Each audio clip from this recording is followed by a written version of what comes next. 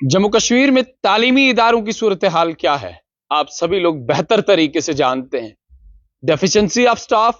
Shortage of staff Jammu Kashmir के हर एक high secondary में, हर एक हाई स्कूल में है।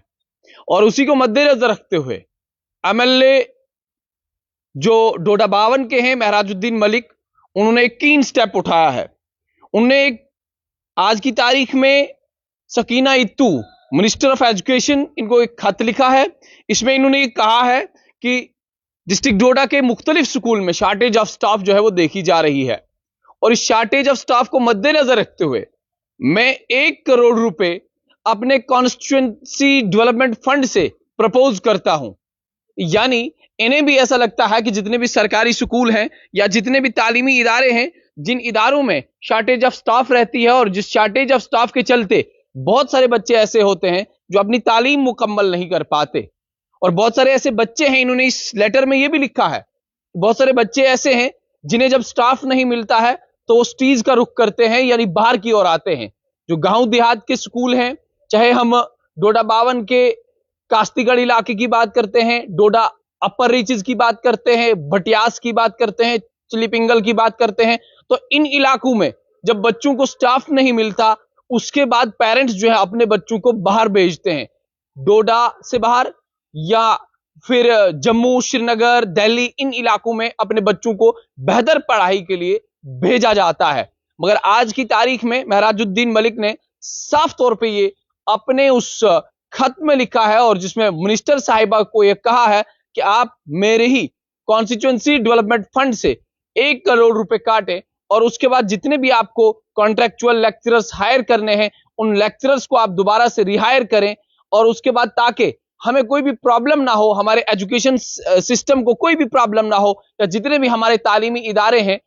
और खास करके इन्होंने अपनी कॉन्स्टिट्यूएंसी की बात की है, यानी मेरी कॉन्स्टिट्यूएंसी में जितने भी तालीमी इदारे हैं, जिन इदारों में आपको लगता है कि शॉर्टेज ऑफ स्टाफ है, डेफिशिएंसी है स्टाफ की, तो आप उन्हें हायर कर सकते हैं। और उसके बाद मैं 1 करोड़ रुपए जो है वो प्रपोज करता हूं।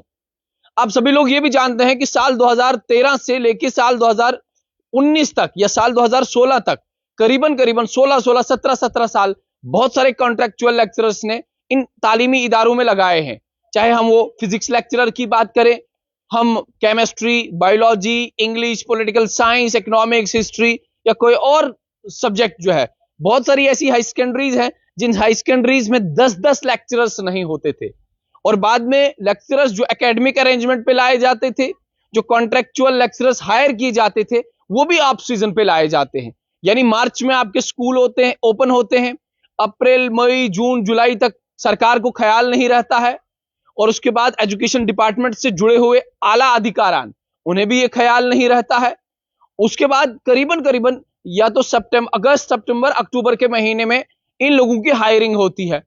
जब ये लोग हायर हो जाते हैं, 2 से 3 महीने का वक्त ही इन्हें भी मिलता है, ये बच्चों को पढ़ाते हैं। और उसके बाद 2 से 3 महीने ही बच्चों को भी मिलते हैं, वो अच्छी तरीके से अपनी तालीम हासिल कर पाते थे। हालांकि उसूल और जाब्ता ये था कि जब 31 मार्च के बाद या अगर 1 मार्च को स्कूल खुलते हैं तो उसी समय कॉन्ट्रेक्चुअल लेक्चरर्स को हायर किया जाना चाहिए था। मगर आज तक हमने नहीं देखा कि 1 मार्च या 1 मार्च या 1 अप्रैल को ही कॉन्ट्रेक्चुअल लेक्चरर्स हायर किए जाते, ऐसा हमने कभी नहीं देखा। और आज की तारीख में, आज 14 अप्रैल 2025 है, आज की तारीख में महराजुद्दीन मलिक ने सकीना इत्तू को यह कहा है, मिनिस्टर साहिबा को यह कहा है कि आप मेरे ही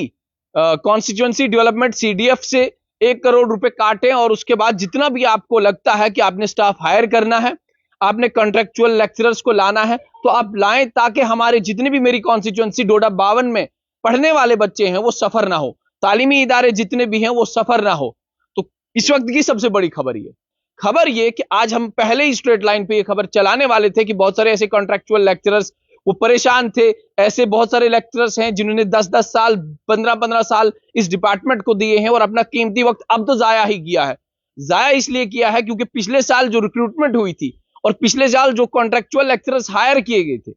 उन लेक्चरर्स को कहीं भी एक्सपीरियंस नहीं मांगा था। और बहुत सारे बच्चे ये क्लेम कर रहे थे, बहुत सारे एकेडमिक अरेंजमेंट और कॉन्ट्रेक्चुअल लेक्चरर्स ये क्लेम कर रहे थे कि हमें पिछले जो हमने 15 साल, 10 साल काम किया है एजुकेशन विभाग में, हमें उस बात का फायदा ही नहीं मिला, उन सालों का हमें फायदा ही नहीं मिला। और हमें जितने भी पॉइंट्स बनने चाहिए थे, हमें जितने भी जो पॉइंट्स बनते हैं, चाहे 2 पॉइंट हर साल के रखे जाते हैं, 4 पॉइंट रखे जाते हैं, वो पॉइंट्स हमें मिले नहीं। इसलिए हमें सरकार ने और एजुकेशन डिपार्टमेंट ने, एजुकेशन विभाग ने बाहर का रास्ता दिखाया और नए बच्चों की रिक्रूटमेंट हो गई। और जाहिर सी बात है, आज जो बच्चे या पिछले साल जो बच्चे थे,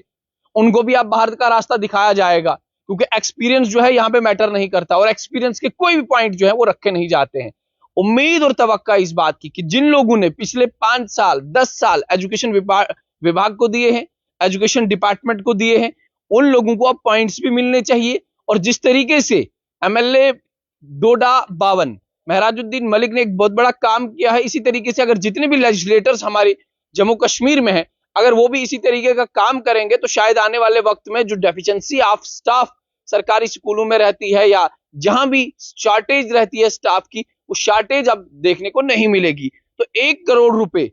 महराजुद्दीन मलिक ने डोडा 52 के जितने भी सरकारी स्कूल हैं, हाई सेकेंडरीज हैं,